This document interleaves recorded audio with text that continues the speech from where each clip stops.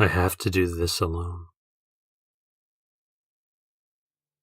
I know, she said, backing away, leaving him alone at the top of the stairs. At the bottom, there was nothing but complete black, a void that could not have been pierced by light or vision. He took the first step down and wanted to cry, but was too numb. This was really happening. They were notified a week prior via a nice formula letter. They read it in disbelief at first, then they reread it, and they became angered. They railed that it wasn't fair. It wasn't. However, this happened to everyone. They prepared themselves mentally. Everyone knew there was no pain involved. No one died from it. In fact, popular thought was that it was pointless. But still, it had to happen. He was halfway down the stairs when he looked back. She still stood there, shaking. The worry in her eyes was too much for him, so he turned away. She would get her notice soon. No one went to the black alone. One more step down. He stopped. "Honey," she said at the top of the stairs, "what's wrong?" He heard her. Didn't answer, no. The black before him seemed to diminish. It was smaller now. Its border was more distinct, a round floating void. Powerless. "What's wrong?" she asked again. He raised a foot and brought it down on the previous step. "I'm not doing this," he declared. He climbed the stairs, looked back at the shrinking void. He blinked and it was gone entirely. "But they'll know," she said. "They'll come." He nodded. He couldn't think of anyone, personal or public, who refused the void. No hushed stories of this kind of rebellion. He leaned in and kissed her sweaty forehead. She received her notice the following day. She tore it in half. The black void appeared in the corner of their bedroom. He threw a pillow at it, and it soundlessly merged with the black. They both laughed. The void shrank and disappeared soon after. "They'll come for sure," she told him.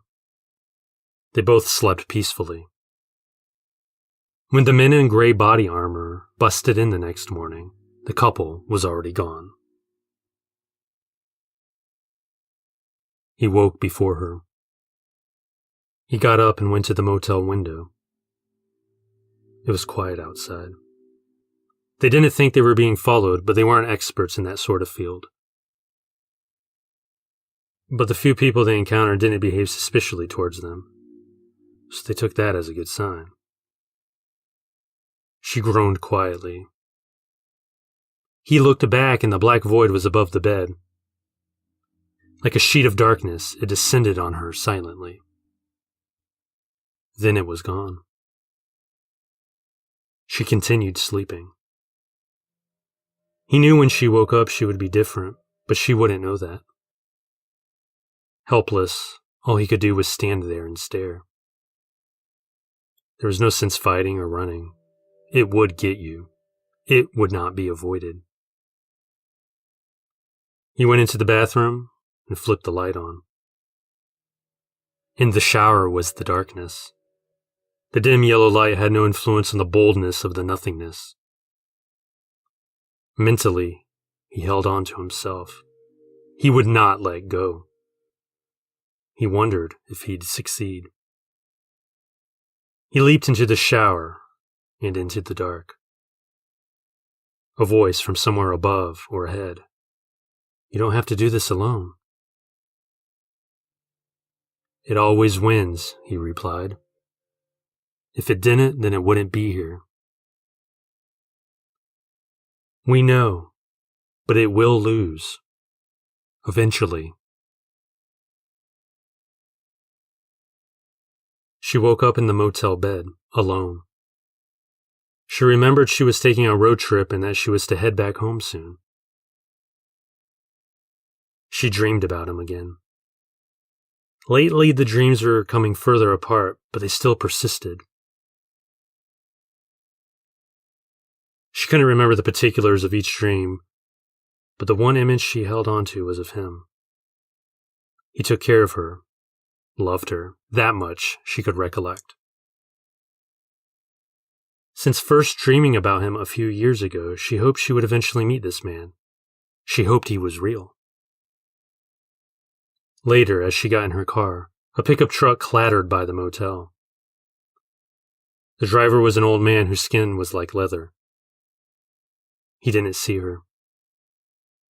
She watched him until he was out of sight before taking the long drive home.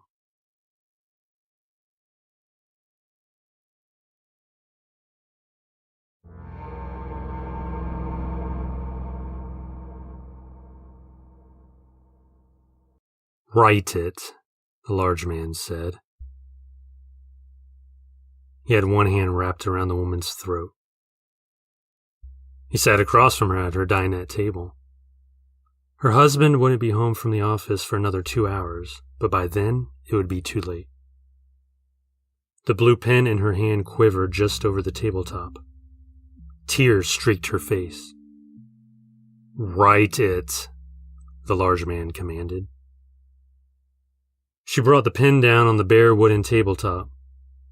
She formed the first letter of the word the man wanted her to write. Oddly, she worried more about ruining the table than her life. In a flowing cursive, she continued the word. The third letter flowed into the fourth, then fifth. As she neared the final letter, the large man reached over with his free hand and held her hand down. If you lift the pen, you die, he told her. Keep writing until the pen runs out. When it runs out, you die. He let go of her writing hand. Write, he ordered. She began to scribble slowly. The pen wasn't a new pen. It had been sitting on top of the kitchen counter. She tried to remember how long it had been in use. She drew on unblemished parts of the table in a vain effort to gauge how long she had left. She wondered how he got in. She was alone in the house, and then, suddenly, he was there, firmly holding her by her throat at the table. She looked up at the man who held her still. His black eyes bored a hole through her so much that she quickly looked back down. The word he wanted her to write sounded like gibberish. It was a word she never heard before. She pronounced it in her head, and it still made no sense. She dragged the pen over it several times, crossing it out, masking it. Soon, it was just a blue smudge. She looked up at him again, defiant. The man looked down at the table and grinned. What's done is done, he remarked. She wanted to stab him with the pen, in his black eyes. If only he would let her go. She saw her pen was running out of ink. His black eyes. She wondered if she was quick enough to do it, and strong enough. In a past life, she wouldn't have the nerve, but now she had nothing to lose. As if he read her mind, the large man released his warm hold on her throat. He eased back into his chair. Her neck was wet where he held her. Now was the time. She stopped scribbling and looked down at the table.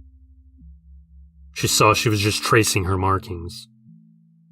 She dragged the pen to an empty space. The pen was dry. She looked wide-eyed at the large man. Her pulse increased.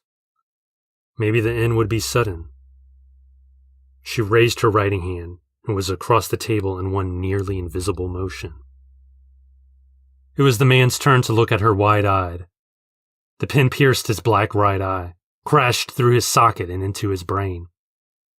He began to convulse, knocking her aside and off of him. She crawled away. He yelled the word he had her write. He yelled it again and again and again.